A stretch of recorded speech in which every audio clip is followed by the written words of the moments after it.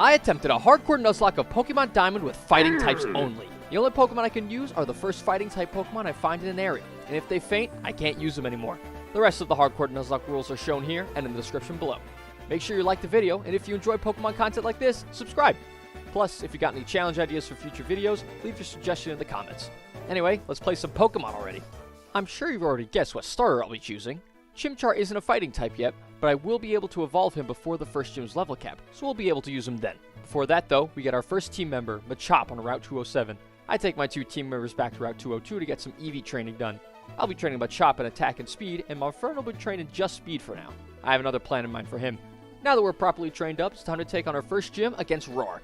We do have the type advantage in this fight, though Cranidos is still pretty scary. I start the fight with a Karate Chop from Machop on Geodude.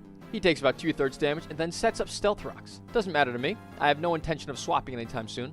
A second Karate Chop takes Geodude out, leading us into Cranidos. He outspeeds and goes for Leer, though Karate Chop brings him down to 1 HP, forcing him to use a potion next turn, so I can KO with another Karate Chop. All that's left is Onix, who is easy prey. He goes for Screech, but it's ultimately useless, as Machop KOs it in one hit with a low kick.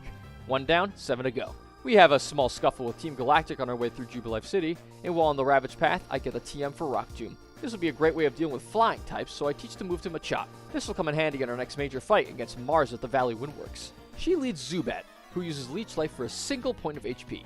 Rock Tomb brings Zubat to red HP and lowers its speed, letting me go first next turn and KO. Perugly is next, who lands Scratch for 13 HP, then gets hit with a low kick for 2/3 damage. Or Oranberry pops to bring it just above half HP. The next Scratch crits me to bring me just a 9 HP, but luckily low kick KOs next turn. Man, I hate close calls like that, especially when I only have 2 Pokemon. Now that that's said and done, I can head right through the Eterna Forest with Cheryl, leading us to Eterna City. We have 2 more available encounters to get before the next gym, so I waste no time catching Meditite on Route 211 and Heracross from Honey Trees. Obviously, both of these guys will be trained at attack and speed, so it's right back to Route 202 to make sure I get all the EVs I can get. Now the team is starting to look a bit more robust. Gardenia shouldn't be a problem, seeing as I have both Monferno and Heracross now. She leads with Cherubi. I use Taunt with Monferno to prevent her from going anything annoying. She just goes for Grass Knot though, so next turn I use Flame Wheel for the one-shot. I use Taunt on Turtwig as well, stopping it from using Withdraw. Seems like using Taunt really hasn't been necessary, as I one-shot Turtwig with Flame Wheel as well. Alright, fine. I go for Flame Wheel turn 1 against Roserade, and she just barely hangs on and heals a bit with an Oranberry. Magical Leaf doesn't do much, and next turn I KO with another Flame Wheel. Easy enough. Helps to have a powerhouse like Monferno on the team. Being the gym lets us use Cut outside of battle, giving us immediate access to the Galactic Building and our next boss fight against Jupiter. It's Machop versus Zubat again. Machop takes a resisted bite, doesn't flinch, and lands Rock Tomb for massive damage. Next turn I outspeed and KO, and out comes Skuntank, who I'm kinda scared of. I stay in and go for low kick, outspeeding with my Quick Claw. It does about 1/3 damage, and Skuntank uses Screech. I really don't want to leave Machop in now that his defenses are lowered, so it's out to Monferno, who also gets hit with Screech. I opt to use Taunt, as the only move he'll be able to use then is Resisted Night Slash. This causes his Smokescreen to fail. Thank goodness, I do not want to be playing the accuracy game here. Flame Wheel brings it to 1/3 HP and activates Oranberry to heal. Night Slash brings me to half HP, so it's definitely time to swap. Machop comes in and takes Night Slash for 15 damage. Next one does another 15, and Low Kick brings this thing down to 1/4 health. I don't want to risk the crit, so I opt to finish this thing off with a Brick Break from Heracross. Team Galactic is finished here, and as a reward, we get our very own bike. We can now use the Cycling Road, giving a nice shortcut back to Route 202 where I do all my EV training. I do some of that and collect some items for our next rival fight in Heart Home City. I didn't realize the fight was here, as I'm used to Platinum version, so I mistakenly lead with Heracross against Starly. I immediately swap into Machop, who takes an Endeavor for 20 damage. As expected, I one-shot with Rock Tomb next turn. For Prinplup, I stay in, getting my attack lower with Growl and hitting Revenge for about 1/4 HP. Next turn, he hits me with Bubble, so my Revenge does a lot more damage and brings him to the red. 2 low kicks take it out from there, and next we are faced with Roselia. Heracross comes back in to resist Mega Drain, then one-shot with Aerial Ace. Ponyta gets one-shot as well by Brick Break, winning me the fight. See ya, Spoolie. Please do not come back. There's a whole lot of region available to us before we need to fight the next gym, so I hop right to it. I take on the Lost Tower, the Salacion Ruins, and some vicious trainers on Route 15. Seriously, this one guy almost cost me multiple Pokemon. We make it to Veilstone City, but like I said, there's so much more region to explore before you're forced to take on the gym. In fact, we can go all the way to Pastoria City and to the Great Marsh to get our next team member, Croagunk. He has anticipation and not dry skin. I would have really appreciated having a water immunity on the team for when we fought Crasher Wake. Now, back to the most exciting part of the game, EV training. Boy, I did a lot of this. Half the footage for this run is just me on Route 202. Actually, I am training in one other spot now. I've been training Monferno in special attack at the old chateau. Since I have so many physical attackers, I figured it'd be good to have at least one special attacker. For that very reason, I get the TM for Flamethrower from the game corner and teach it to Monferno. With that, I think we've done all we need to do, so let's take on Maylene. She leads with her own Meditite, and I with Heracross. It annoyingly uses Detect twice in a row to start, though the third fails, allowing me to land one-shot Aerial Ace. Aerial Ace does 2/3 damage to Machoke, and he wastes time with Foresight, letting me KO next turn. Her ace is Lucario, who goes down to a single Brick Break, getting me my 3rd badge, without taking a single point of damage, might I add. Heracross is just too good. Though I shouldn't be surprised, he is the perfect life form. On the trip from Veilstone to Pastoria, Machop evolves into Machoke, giving me a much better lead for Crash or Wake. Maylene and Wake have the same level cap, so we jump right into the next gym match. His lead is Gyarados, dropping Machoke's attack with Intimidate. That's rather annoying, but I think I'll stay in. I get hit with Swagger, which is super scary. Luckily, I break through Confusion and land a Revenge for about a 1/3 damage. I opt to take the risk and stay in, though Gyarados uses Bite and flinches me. I guess it's good it didn't hit myself. Gyarados then uses Dragon Rage, which could shred my team. I am very happy to see Machoke break through Confusion again and use Revenge to bring this thing to red HP. I know he'll heal this turn, so I stay in again on the Super Potion. Break through the Confusion and land another Revenge to bring it right back down to red. I expect a Brine to kill here, so I swap into Monferno to live on half and then kill with priority Mach Punch next turn. Quagsire is easy. One Grass Knot takes it out, leading to his ace, Floatzel. I know another Brine is on the way, so I choose to swap into Heracross. But Floatzel uses a Crit Pursuit to bring Monferno to exactly 1 HP. When I tell you my heart stopped, man, that was way too close. Monferno comes out of harm's way, and Heracross is ready to fight. I try to be cheeky with counter, but I get outplayed. Floatzel uses a Crit Brine instead. 2 crits in a row? I'm starting to get flashbacks of Bulbasaur and Leaf Green. Heracross outspeeds and brings Floatzel to a 4th HP with Brick Break, activating its held Citrus Berry, though I heal a bit as well with my Shell Bell. Swift takes a bit off of me, but I KO next turn with another Brick Break. Man, if I lost Monferno to that pursuit, I don't know if I would have had the will to go on. We got a couple Team Galactic things to take care of before we have access to the next gym. We first help Lucas get his Pokedex back in Veilstone, and chase down the Galactic Run to Pastoria City, though our rival interrupts us before we could nab him. Like last time, he leads with his Starly, and I with Meditite. I finally have a good physical move on him in Force Palm, letting me KO the bird in one shot. I use another one on Prinplup to bring it down to a 4th HP and Paralyze, and take a weak Metal Claw before KOing with another one. For Roselia, I switch to using Confusion, which unsurprisingly doesn't kill. I haven't a lick of experience into special attack on this guy. Mega Drain does do a little bit, but I KO with another Confusion next turn. Finally, he uses his Ponyta, for whom I swap into Machoke and KO with Rock Tomb and Low Kick. Dude, it's been 2 badges since we last fought, and you didn't change your team at all. Try harder. Anyway, I chase down that Galactic Grunt and then make my way down Route 210 to get to Celestic Town.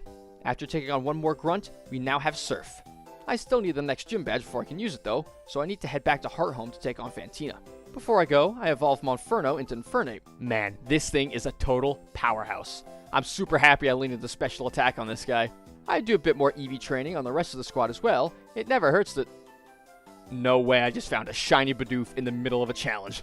Looks like I just found myself a brand new HM user. Interruptions aside, I do get the squad ready for the gym. I've taught Machoke Thief as a way to deal with ghost types. That, coupled with strategy and luck, should be enough to give me the victory against Fantina. Her Drifblim leads the charge, using Ominous Wind turn 1 for about a 1/3 of Machoke, thankfully not getting any boosts. Rock Tomb connects for a bit over half, and since now I outspeed this turn, I can land another to finish it off. The speed drop on Rock Tomb has been coming in so clutch. Miss Magius comes out next. I had hoped to fight this one last, but I think we'll be okay. She lands a Shadow Ball to bring Machoke to just 10 HP, though Thief is able to bring her to below half, spending her Citrus Berry. Well, I definitely gotta swap now. I choose Heracross, who takes a Psybeam for about half. I'll have to hope I can live another one. I need to get some damage off now. Aerial Ace does about a 1/4 to bring her down to the low yellow, and I do recover some HP with the Shell Bell as well. Shadow Ball brings me to 25 HP, though I know I outspeed, so I use another Aerial Ace to take this thing out. Her last Mon is Gengar, who I'm not afraid of. This thing has a full physical moveset. I swap into Infernape, who takes about a 1/3 from Poison Jab. Flamethrower connects the next turn, putting him in the red, and to add insult to injury, Burning. Now I'm really not afraid of this thing. I do get confused, though my held Person Berry fixes that right away. 2 more Flamethrowers through a Hyper Potion take out Gengar, finishing the fight and netting me the Relic Badge. Machoke also evolves into Machamp right after this fight. I typically will evolve my trade Pokemon when the UPR randomizer says they should. I think that's generally a fair time to do it. Now that the level cap is raised, I also evolve Meditite into Medicam.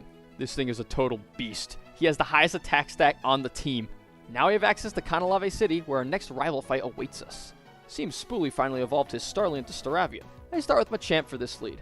Quick Attack does basically nothing, and Rock Tomb one-shots, even through Intimidate. I outspeed Prinplup and do over half with Submission, while I take a weak Metal Claw. Another Submission takes it out, and Heracross is up next.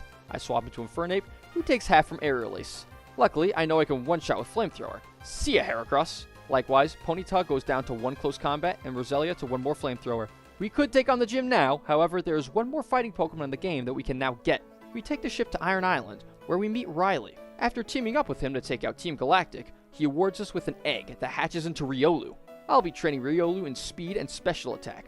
We'll finally have more than 1 special attacker on the squad. I have him fully trained up into Lucario, train up the rest of the squad as well, and like that, we're ready to take on Byron in the gym. Though, if you're hoping to see Lucario in action in this fight, I'm afraid you'll be disappointed. Infernape is the man for the job. Flamethrower one-shots his lead Bronzor, Close Combat one-shot his Ace Bastiodon, and another Flamethrower one-shots Steelix. It's really that simple when both of your stabs are super effective. Now that I'm finished putting the moves on Byron, we've got some story to take care of. I'm invited to the Kanalave Library, and while I'm there, the galactic bomb goes off at Lake Valor. In an act of epic heroism, I quickly fly over to investigate the scene, where I met with Saturn for our next important galactic fight. His lead is Kadabra, a pretty big potential threat to my squad.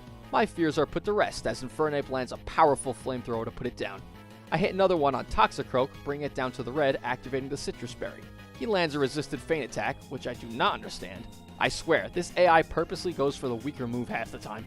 Anyway, another Flamethrower KOs, leading to Golbat and Bronzor, who both get obliterated by Flamethrower. I think that we are officially in the Infernape solo run era of the game. After our decisive victory at Lake Valor, I immediately make my way to Lake Verity to help out Lucas and Rowan. Seems I'm the only competent trainer in this region. I'll have to deal with Mars myself. I lead with Metacam against her Golbat, who uses Air Cutter for about half. I use Ice Punch to one-shot, leading me to her Bronzor. I opt for Force Palm, that brings this thing down to low yellow HP, while I take an extra sensory. Another Force Palm KOs next turn. Porugly is all that remains, and I would love to hit a high jump kick on this thing, but I can't risk the miss. I instead send out Heracross to absorb the Fake Out. Before I can wipe this thing off the face of the earth, it does land Hypnosis to put me to sleep. I stay asleep for 3 turns in a row, and I'm brought to low HP. I can't risk the crit now, so I swap in Lucario for the resistance. I'm then hit with yet another Hypnosis, keeping Lucario asleep for another 2 turns. Thankfully, he wakes up in the last possible turn to land Aura Sphere and KO. That was so unnecessarily difficult, though I guess I can't complain that much. I have been known to use sleep hacks myself quite a bit. The only lake that remains on this escapade is Lake Acuity, way up north in the mountains. Using my trusty shiny Bibarel, I can use Strength to make my way through Mount Coronet. It's a harsh road up to Snow Point City, but my team of martial arts champions make quick work of the brittle ice types. We do make it to Lake Acuity, but before we get in to stop Team Galactic, we need to take on the gym. I'm gonna be honest with you, the gym puzzle was harder than the fight. Infernape one-shot Snover, Abomasnow, and Sneasel with Flamethrower. Metacam takes 3 Flamethrowers through a Hyper Potion and goes down as well. Infernape is officially the certified GOAT of the team. Despite the speed at which I demolished Candace, we were still too late to save Spoolie at the lake. Well, I suppose we'll have to take the fight to Team Galactic and storm their headquarters in Veilstone City. Taking out the Galactic Grunts is easy. They got nothing on this team. I get enough training in to evolve Krogunk into Toxicroak as well. Our escapade eventually takes us to our first fight with the despicable Cyrus. I lead with Metacam and he with Murkrow. Ice Punch lands for a one-shot KO as expected, and next turn we one-hit KO Golbat with another. His final Pokemon Sneasel goes for Slash for about a third HP, though naturally, Metacam takes this thing out as one-shot as well with Force Palm.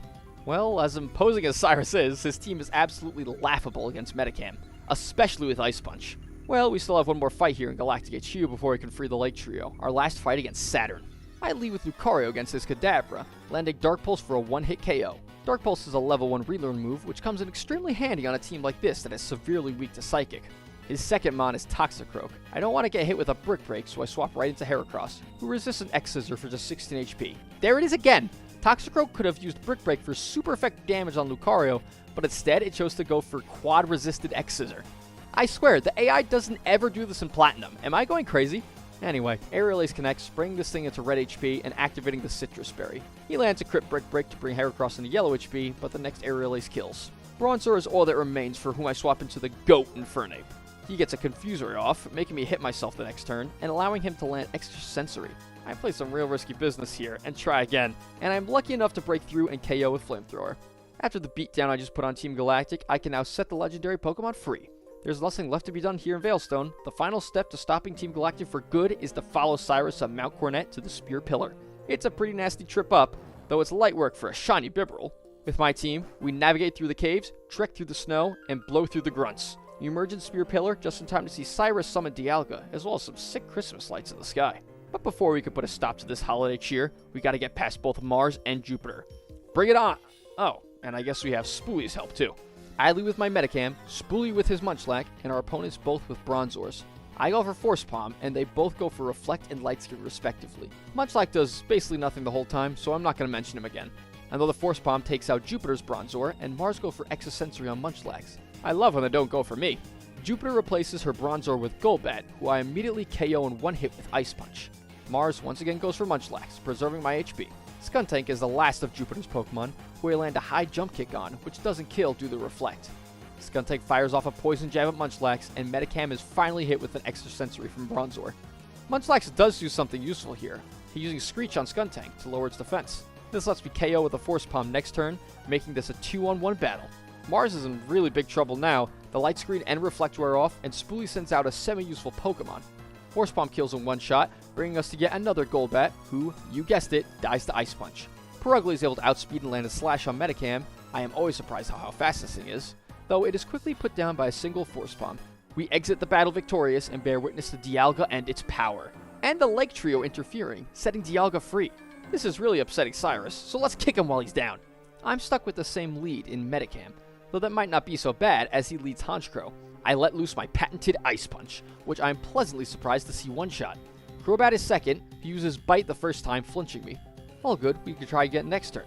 Air Slash connects this time, bringing me down to just 11 HP and flinching too. We cannot afford to just not be attacking like this. Well, I need to save Metacam. I'll swap into Lucario. He gets hit with a Confuse Ray on the swap. I gotta risk it and go for Flash Cannon. Never mind. It's out to Infernip, who gets hit with a Crit Bite, then a Cross Poison the next turn, before landing a Flamethrower for over half. Well, I know I can't stay in, so I bring in Machamp as Cyrus goes for a Super Potion. Wait, why a Super Potion? I know I've seen other trainers use Hyper Potions before this point in the game. This seems like a gross oversight. Well, I suppose it's better for me. Next turn, Air Slash connects for 3/4 of my HP, doesn't flinch, and I go for Rock Slide. Well, I'm definitely cooked here. My whole team is in bad shape. I think my only hope is the Quick Claw going off. It sadly does not. Instead, Crobat throws and goes for Resisted Bite. I avoid the flinch and KO with another Rock Slide. There it is again! I swear, I've never noticed the AI do this before. Next up is his Gyarados, who I still do not have a good switch in for. I drew out speed, so I think the only thing left to do is get as much damage off I can with Rock Slide and let Machamp go. We just got the flinch. This lets us get Gyarados into the red, forcing a full restore, and then using 2 more to bring it into the red again. Machamp finally goes down to an Earthquake, and I send out Heracross to KO with a Brick Break. Oh man, I can't believe we made it this far without a loss. His final Pokemon is Weavile. It uses X-Scissor for a small amount of damage, and then I KO with a powerful Close Combat, finishing Team Galactic for good. Oh man, I can't believe we finally lost a Pokemon. I was starting to hope we'd take everyone to the end. Though Machamp did not go down in vain. If he didn't get that flinch, I don't know if we'd been able to get past that Gyarados. He really was a true fighting master. We finally come face to face with Dialga. Seeing as he's not even close to a fighting type, I have no interest in catching this thing. I'll just take it out. Horse Fear just barely doesn't KO, and Roar of Time connects for way too much damage. I put this Dialga down before I has a chance to take out another team member. Finally, the Sinnoh region is at peace. Everything can go back to normal, and barring any other world-ending interruptions, I can finally continue with my gym challenge. After dodging all the trainers on Route 222, I arrive in Sunyshore City, home of Voltner, our final gym leader. I do have some trouble with the gym puzzle, which is crazy considering how many times I've played this game. I do eventually find my way to the end, and we are finally met with our final gym battle. Raichu is our first obstacle. I lead with Metacam and use Force Palm turn 1 to bring it to the red, just barely missing the one-shot KO. He uses Thunder Wave, which I prepared for. My held Cherry Berry activates, healing me immediately.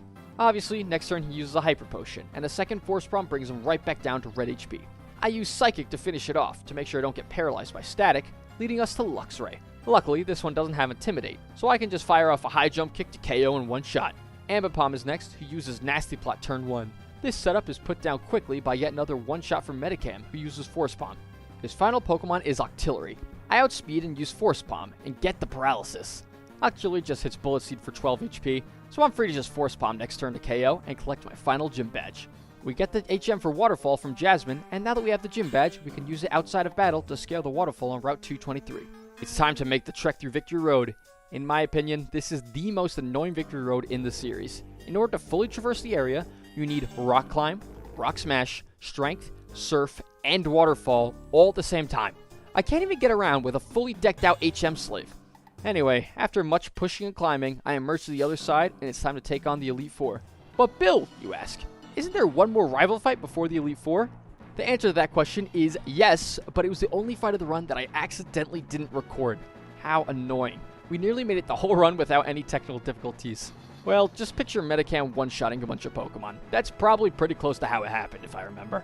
Anyway, I'm entering the Elite Four with this squad: Infernape, Metacam, Toxicroak, Heracross, Lucario, and for good luck, my shiny Bibarel. So wish me luck, cause we're in the final stretch. First up is Aaron. He leads with Dustox. I lead with Infernape and let loose a Flamethrower to one-shot. Next, he sends out his Beautifly. I do not understand this. In what universe does an Elite Four member have a Dustox and a Beautifly? Guys, if you want to play Gen 4, always play Platinum. As you'd expect, another Flamethrower one-shots, leading us to Drapion. Finally, a real Pokemon. Another Flamethrower brings it to a 3rd HP, activating its Citrus Berry for recovery. X-Scissor does a mere 10 damage, so next turn I just kill with another Flamethrower. I even heal the damage off with my Shell Bell. Heracross is one-shot with another Flamethrower, and so is Vespiquen, finishing the fight with flying colors. Though I shouldn't be surprised, this is the guy with Route 1 bugs on his team. Bertha is next with her team of ground types. Quagsire is her lead, for whom I lead with Infernape and try to go for a Grass Knot. He uses Protect on turn 1, saving himself, but the next one connects, KOing a super effective hit. Wishcast comes out next, who is a lot more threatening. I opt to stay in and get damage off with another Grass Knot, though he lives on a quarter HP. Aquatail hits Infernape hard, bring it down to just 17 HP. I know I'll outspeed, so I stay into KO with another Grass Knot. Hippowdon comes out, and boy, I do not know how we're going to deal with this one. After some careful calcing, I decide that I gotta hope to land Focus Blast to take this thing out. I am horrified to see that it misses, though I get a second chance as Hippowdon goes for Curse. I'm gonna double down on Focus Blast and hope for the best, and thank goodness it lands. With this thing out of the way, I think that... I was sure that I was supposed to one-shot when I calced it. Because of my mistake, Infernape is killed by an Earthquake. I can't believe I lost my carry right before the end of the game, and it especially hurts because I tried to be thorough and calc the damage, but I did it wrong. Well, now we've got a beast of a mon to deal with. After some very, very careful calculating, I send out Lucario, who finishes it off with an Aura Sphere. Next I face Golem, who goes down to 1 Aura Sphere. See, that's more like it. Finally, Sudowoodo also takes an Aura Sphere to one-shot it, getting us past Bertha.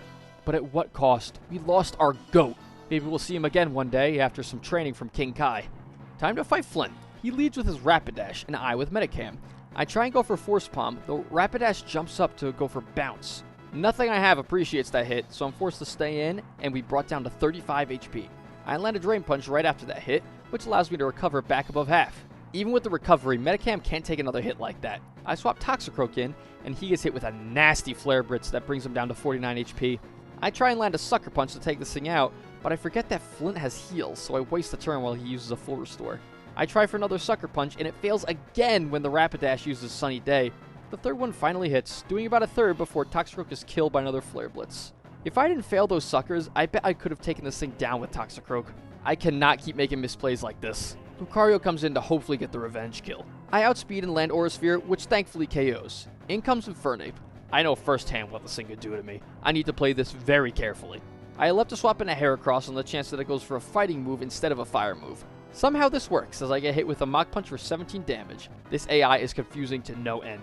The sun is up, why would it not go for a fire move? And it uses Mach Punch again next turn. What is going on here? Following that weak Mach Punch, I let loose a close combat to bring this thing to the red, which makes it heal with its Citrus Berry. I take a bit from Earthquake, and then take this guy out with Air Release. I know for a fact this thing had Flare Blitz. My defense was lowered, it could have killed me so easily. But hey, I'm not going to complain. Drifblim is our next opponent. I stay in despite my lower defense and go for Air Release. It doesn't do much, but then it happens. The whole reason I stayed in was I was hoping that this thing would use Will-O-Wisp. My Heracross has Guts, so now I have boosted attack. This isn't over. The next Air Release does a lot more damage, letting me heal even more with my Shell Bell. Drifblim uses Double Team, which is useless. The next one kills, leading us to Lopunny. I know I outspeed, so I stay in and use Brick Break. No way this thing lives that. His final mon is Steelix, who likewise goes down to a single Guts-boosted close combat. Once again, we've barely managed to scrape by. Losing Toxicroak is sad, though to be honest, I really didn't need him that much. And the good thing is that Heracross stays burned after the fight, so I get to keep my guts boost going into the next fights. This next fight against Lucian might be the scariest potential fight in the entire game for me. His team of Psychic types can eviscerate my squad. I lead Lucario against his Mr. Mime and use Dark Pulse. He just barely lives, which is really annoying because I get brought below half health next turn by a Psychic. At least his full restore gets used up here, and I can KO with 2 more Dark Pulses. Next, he has his own Metacam. I got no switch in for this, so I stay in and use another Dark Pulse, hoping to get the flinch. He doesn't, but he does go for Ice Punch instead of Drain Punch. Once again, saved by the AI. A Flash Cannon puts this thing down next turn. We are met next turn by Alakazam. Oh man, he doesn't even need to use Focus Blast. Psychic is killing me from this range. I think we're losing Energy Ball, of course. I barely live that, and blast this guy with a Dark Pulse to one-shot it. Alright, that's awesome. Lucario is done for this fight, so I swap Metacam in to fight Bronzong. He goes for a Calm Mind this first turn, and I hit him with a Drain Punch next, as he goes for Gyro Ball. It does about half, so I keep going for a Drain Punch to keep my HP high. I heal back up to nearly half, and he heals a bit as well with his Citrus Berry. Bronzong lets loose an Earthquake that turn to bring me down to about a third health. I don't know if I'll heal enough with Drain Punch to live another one of those, but I think it's the only option. That hit and my Shell Bro bring me back up to 2/3 HP, and then I'm hit with a Psychic to bring me all the way down to 0. Man, that really hurts. This Elite Four has been totally ruthless. Well, Lucario is nearly dead, so I guess it's Heracross's turn. Lucian uses another full restore that turn, though I'm very happy to see that the Guts boosted Brick Break does over half. I outspeed next turn and use another one to bring this thing down to the red, and let out a sigh of relief as he wastes his turn on another Calm Mind. A third Brick Break takes his bulky beast down, bringing us against his final Pokemon, Girafarig. This one is easy enough as a single close combat KOs. That's it for the Elite Four. Then after all that, my team is shredded. I'm about to face a champion with 2 Pokemon. Can it be done? Well, if I hope to succeed, I'm going to need to come out guns blazing. The strongest defense is a good offense. I'm going to need to make sure I KO everything before I have a chance to move. Bring it on, Cynthia. Spiritomb is first, yet another bulky beast. I lead with Heracross and start the fight with a Megahorn that thankfully doesn't miss and KOs in a single hit. Milotic is up next. I can't afford to let him go for Brick Break and let him take damage off of Heracross. It's straight to close combat, despite the defense drops. Milotic goes down as well, bringing us to Roserade. This is an easy one. Guts boosted Aerial Ace is more than enough to one-shot. She has her own Lucario, though thanks to my excessive EV training, I know I can outspeed and more importantly, KO with a single Brick Break. Her ace finally arrives, Garchomp is on the field. She uses Brick Break on me to give me a taste of my own medicine. Heracross is brought down to just over half HP, and I'm able to take Garchomp down to the red with close combat. She does recover a bit with a Citrus Berry though. I need to reset my defense drop, so it's time to swap. Lucario comes out and dodges a Giga Impact. Nice. I'm able to live the subsequent Dragon Rush and KO this thing with an Aura Sphere. I'm not even going to mention that this thing could have KO'd me with an Earthquake. Her final mon is Gastrodon, who doesn't stick around that long, as Lucario is able to crit it with Aura Sphere, taking it out in one shot. Holy smokes, we made it to the end. We were able to beat Cynthia with 2 Pokemon. I have to say, as troublesome as that Elite Four was, they did let me get away with quite a bit. You saw what moves they were using. Plus, having a Guts boosted Heracross definitely helped. Now, this was an awesome run. If you enjoyed and want to see more Pokemon content, go ahead and hit subscribe. And if you got any ideas for more monotype runs that you want to see, comment them down below. Thanks a lot for watching, and take care out there.